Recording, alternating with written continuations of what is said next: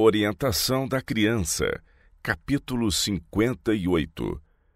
Preparo para a vida prática. Por que Deus designou o trabalho para Adão e Eva? O Senhor criou Adão e Eva e os colocou no jardim do Éden para cuidar do jardim e guardá-lo para o Senhor. Era para sua felicidade ter alguma ocupação, senão o Senhor não lhes teria designado seu trabalho. Quando em conselho com o Pai, antes que o mundo existisse, foi resolvido que o Senhor plantasse um jardim no Éden para Adão e Eva, e lhes desse a tarefa de cuidar das árvores frutíferas e cultivar e arranjar a vegetação. O trabalho útil devia ser sua salvaguarda e se devia perpetuar por todas as gerações até o fim da história terrestre. O exemplo de Jesus como obreiro perfeito. Em sua vida na terra, Cristo era obediente e prestativo no lar. Aprendeu o ofício de carpinteiro e trabalhou com as próprias mãos na pequena oficina de Nazaré.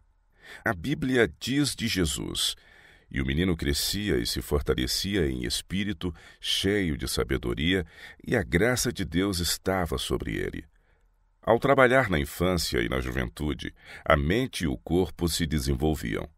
Ele não usou suas faculdades físicas descuidadamente, mas exercitou-as para mantê-las sadias, a fim de poder fazer o melhor trabalho em cada setor. Não desejava ser falho, nem mesmo no manejo das ferramentas. Foi tão perfeito como operário quanto o era no caráter. Todo artigo que fazia era bem feito, ajustando-se exatamente às diferentes partes, sendo tudo capaz de suportar a prova. Trabalhava diariamente com mãos pacientes. Pelo seu exemplo, Jesus tornou sagradas as mais humildes veredas da vida humana. Sua vida foi de diligente operosidade. Ele, a majestade do céu, andava pelas ruas trajando as simples vestes do trabalhador comum. Trabalhava acima e abaixo nas encostas das montanhas, indo para o seu humilde trabalho e dele voltando. Não foram enviados anjos para o sustentarem em suas asas na cansativa escalada, ou para lhe concederem força para a realização de sua humilde tarefa. Contudo, ao sair para contribuir para o sustento da família, com seu trabalho diário possuía o mesmo poder que quando operou o milagre da alimentação de 5.000 pessoas famintas na praia da Galileia. Mas não empregara seu poder divino para diminuir suas responsabilidades ou aliviar suas tarefas. Tomara sobre si a forma humana, com todos os males que a acompanham, e não desistiu de suas mais severas provas. Viveu num lar camponês e trajava vestes rudes. Misturando-se com os humildes, trabalhava diariamente com mãos pacientes. Seu exemplo nos mostra que o dever do homem é ser operoso, que o trabalho é honroso. Por longo tempo Jesus morou em Nazaré, sem honra e desconhecido, para poder ensinar aos homens como viver perto de Deus no desempenho dos mais humildes deveres da vida. Para os anjos era um mistério que Cristo, a majestade do céu, condescendesse não somente em levar sobre si a forma humana, mas em assumir os seus mais pesados encargos e mais humilhantes ofícios. Isso ele o fez para se assemelhar a qualquer um de nós, para se poder familiarizar com os pesados labores, as tristezas e a fadiga dos filhos dos homens. Despertar a ambição de realizações úteis. Deve-se despertar nas crianças e jovens a ambição de fazer exercício por meio de alguma coisa que seja de benefício a si mesmos e proveitosa a outros. O exercício que promove o desenvolvimento da mente e do caráter, que ensina as mãos a serem úteis, prepara os jovens para assumir sua parte nos encargos da vida, é o que dá força física e vivifica todas as faculdades. E a recompensa na atividade virtuosa, no cultivo do hábito de viver para fazer o bem. Aos jovens precisa ser ensinado que a vida significa trabalho diligente, responsabilidade, cuidados. Precisam de um preparo que os torne práticos, a saber, homens e mulheres que possam fazer face às emergências. Deve ensinar-se-lhes que a disciplina do trabalho sistemático, bem regulado, é essencial. não unicamente como salvaguarda contra as dificuldades da vida, mas também como auxílio para o desenvolvimento completo. O trabalho físico não é degradante. É erro comum da parte de grande classe de pessoas considerar o trabalho como degradante. Daí os rapazes ficam muito ansiosos de se educar para professores, guarda-livros, comerciantes, advogados e ocupar qualquer cargo que não exija o trabalho físico. As jovens consideram o serviço doméstico humilhante. E se bem que o exercício físico exigido para efetuar o trabalho da casa, não sendo pesado, seja designado a promover a saúde, elas assim mesmo procuram preparar-se para ser professoras ou secretárias, ou aprendem qualquer ofício que as limite a um trabalho interno e sedentário. O mundo está cheio de moços e moças que se orgulham de sua ignorância de qualquer trabalho útil e quase invariavelmente são frívolos, vãos, amantes da ostentação, infelizes, insatisfeitos e com muita frequência dissipadores e sem princípios. Tais caracteres são uma mancha para a sociedade e uma desonra para seus pais. Nenhum de nós deve envergonhar-se do trabalho, por mais servil e menor que pareça. O trabalho é enobrecedor. Todos quantos labutam com a cabeça ou com as mãos são homens e mulheres de trabalho. E todos tanto honram sua religião no tanque de lavar roupa ou na pia dos pratos, como fazem quando vão às reuniões. Enquanto as mãos se encontram ocupadas nos serviços mais comuns, a mente pode ser elevada e enobrecida por pensamentos santos e puros. Senhores, não escravos do trabalho. A mocidade deve ser levada a ver a verdadeira dignidade do trabalho. Uma grande razão por que o trabalho físico é menosprezado é a maneira desleixada e imprudente como é muitas vezes realizado. É feito por necessidade, não por escolha. O trabalhador não o leva a sério, não conserva o respeito de si mesmo, nem conquista o de outros. O ensino manual deve corrigir esse erro. Deve desenvolver hábitos de exatidão e perfeição. Os estudantes devem aprender o tato e o método em seus afazeres, aprender a economizar tempo e a fazer cada movimento de maneira que seja aproveitado. Não somente lhes devem ser ensinados os melhores métodos, mas cumpre sejam inspirados pela ambição de sempre se aperfeiçoarem. Seja o seu alvo fazer o trabalho o mais perfeito que o cérebro e as mãos humanas possam conseguir. Tal ensino fará com que os jovens sejam senhores e não escravos do trabalho. Aliviará a sorte daquele que se esforça e enobrecerá até a mais humilde ocupação. Aquele que considera o trabalho simplesmente coisa enfadonha e a ele se entrega com uma ignorância complacente, sem fazer esforço por aperfeiçoar-se, terá verdadeiramente nele um fardo.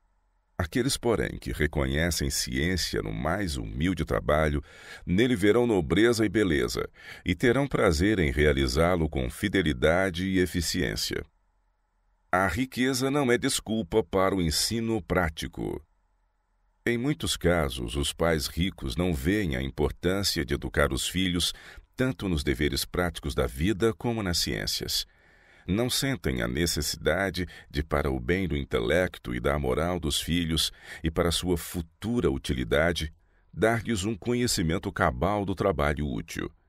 É esta uma obrigação que têm para com os filhos, a fim de que, se lhes chegarem dificuldades, possam manter-se com nobre independência, sabendo como fazer uso das mãos.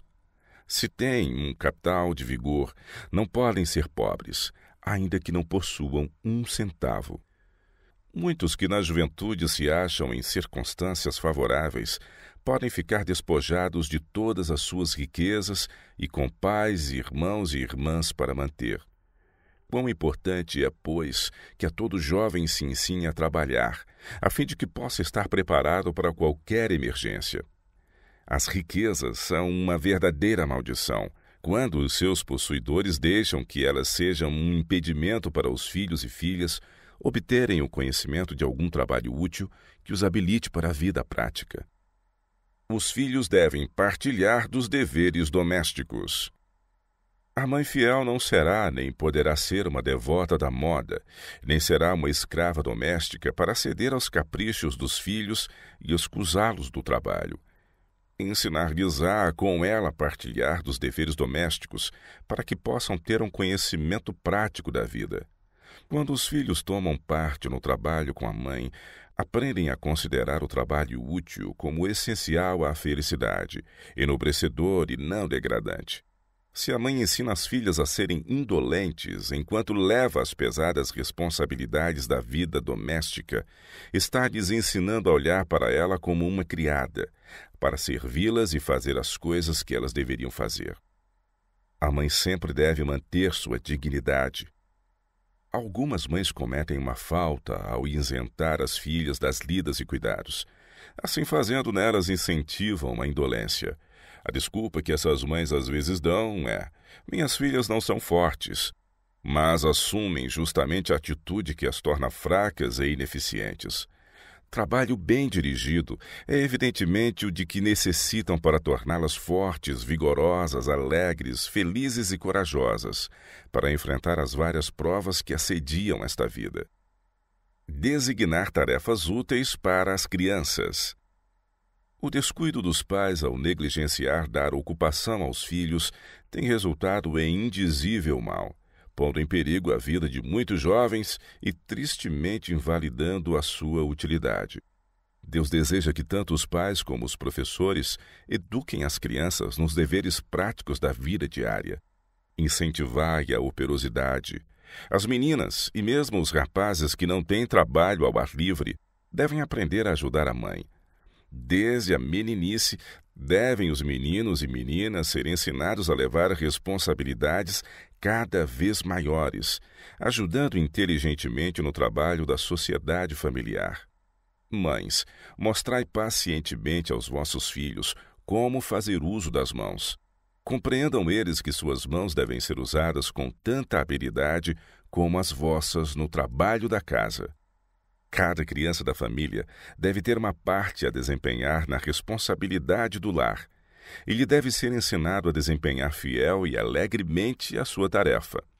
Se o trabalho for distribuído dessa maneira e os filhos crescerem acostumados a levar as responsabilidades apropriadas, nenhum membro da casa será sobrecarregado e tudo correrá agradável e suavemente no lar. Será exercida a devida economia, pois todos estarão familiarizados com os detalhes do lar e neles interessados. Cozinhar e costurar, lições básicas. As mães devem levar as filhas consigo para a cozinha e dar-lhes completa instrução sobre a arte culinária. Também devem instruí-las na arte da costura, devem ensinar-lhes a cortar roupas economicamente e costurá-las com esmero. Algumas mães preferem elas mesmas fazer tudo isso, a terem o trabalho de ensinar com paciência suas filhas inexperientes. Mas, assim fazendo, negligenciam os ramos essenciais da educação e cometem um grande mal contra as filhas, pois na vida futura ficarão embaraçadas devido à falta de conhecimento dessas coisas. Ensinar tanto os meninos como as meninas. Visto como os homens, bem como as mulheres, têm parte na constituição do lar, tanto os rapazes como as moças devem obter conhecimento dos deveres domésticos. Fazer a cama e arrumar o quarto, lavar a louça, preparar a comida, lavar e consertar sua própria roupa, são conhecimentos que não tornarão um rapaz menos varonil, torná-lo-ão mais feliz e mais útil. E se do outro lado as moças pudessem aprender a arriar, cavalgar e usar a serra e o martelo, assim como o ancinho e a enxada, estariam melhor adaptadas a enfrentar as emergências da vida. É tão essencial para nossas filhas aprender o devido uso do tempo, como é para os nossos filhos, e são igualmente responsáveis a Deus pela maneira em que o ocupam. A vida nos é concedida para o sábio aproveitamento dos talentos que possuímos. O privilégio de conservar as forças da mãe. Todos os dias há um trabalho doméstico a fazer: cozinhar, lavar pratos, varrer e tirar o pó. Mães, já ensinastes vossas filhas a cumprir esses deveres diários? Seus músculos necessitam de exercício. Em vez de se exercitarem pulando, jogando bola ou croquet, tenham seu exercício algum propósito. Ensinai as crianças a assumirem sua parte das responsabilidades da família. Conservai-as ocupadas em algum trabalho útil. Mostrai-lhes como fazer seu trabalho com felicidade e bem feito. Ajudai-as a reconhecer que, ao aliviarem as responsabilidades da mãe, estão lhe preservando as forças e prolongando a vida. Muita mãe fatigada tem sido baixada a uma sepultura prematura, sem outra razão senão a de que seus filhos não foram ensinados a participar de suas responsabilidades. Incentivando o espírito de serviço desinteressado no lar, os pais estão atraindo os filhos para mais perto de Cristo, que é a personalização do desprendimento. Uma experiência na felicidade. Filhos, sentai vossa mãe na cadeira preguiçosa e pedi-lhe que vos indique o que quer que façais primeiro. Que surpresa seria isso para muita mãe cansada e sobrecarregada! Nunca sentirão as crianças e os jovens a paz do contentamento, a menos que pela realização fiel dos deveres do lar, aliviem as mãos cansadas e o coração e o cérebro fatigados da mãe. São esses alguns dos passos na escada do progresso que os levarão avante para receber a mais alta educação. É a realização fiel dos deveres de cada dia que traz a satisfação e paz que advém ao verdadeiro obreiro do lar. Os que negligenciam tomar parte nas responsabilidades do lar são os que são perturbados pela solidão e descontentamento, pois não aprenderam a verdade de que os felizes o são porque partilham da rotina diária de trabalho que repousa sobre a mãe ou outros membros da família. Muitos estão deixando de aprender as lições mais úteis, que é essencial ao seu bem futuro compreender. A recompensa da fidelidade nos deveres domésticos. O fiel cumprimento dos deveres domésticos, preenchendo a posição que podeis ocupar da melhor maneira possível, por mais simples e humilde que seja, é realmente enobrecedor. Necessita-se dessa influência divina.